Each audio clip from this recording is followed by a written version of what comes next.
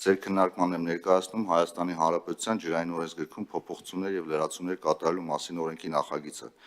Ինչպես գիտենք, 2024 թվականի հորդառատ անձրևների հետևանքով Տավուշի Լոռու մարզերի աղետի գոտի հայտարարվեց, հետո անհրաժեշտություն առաջացավ քննարկել գետերի հուների մաքրման հարցերը եւ արդյունքում մշակվեց ջրային ռեսուրսների հունը կենցաղային աղբյուր ջրաբերուկներից եւ բնական հոսքը խոչընդոտող այլ օբյեկտներից մաքրման կարգը, որի սահմանված կարգով շրջանառության նպատակով անհրաժեշտություն է առաջացել լիազորող նորմ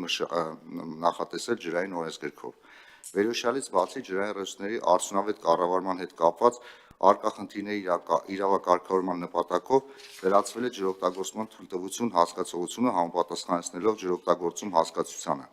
Վերացվել է ջրօգտագործման թույլտվության վերանայման ժամանակ ջրօգտագործողի կողմից լիազոր մարմին ջրօգտագործման թույլտվության իր օրինակը ներկայացնելու պահանջը, հետևաբար հանվել է նաև վերջինիս չներկայացման համար նախատեսված կասեցման հիմքը։ Հստակեցվել է ջրօգտագործման թույլտվության վերանայման մասին ջրօգտագործողի ծանուցումը։